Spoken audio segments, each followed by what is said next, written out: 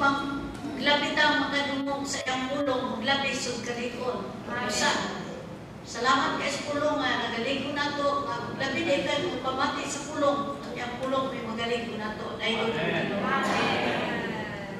Amen. Daigo na Ginoo mga igsoon. Lawat tayo na abtan ta sa grasya mga igsoon. Yung grasya mo si Kristo mga igsoon. Yan, higawas na punta sa kasubuan. Nanatan ni Kristo mga igsoon. Salamat kayo sa Ginoo mga igsoon nga sa imar kanino mga igsoon ang Diyos mamusi dahil siya. O daghan nag-isunte.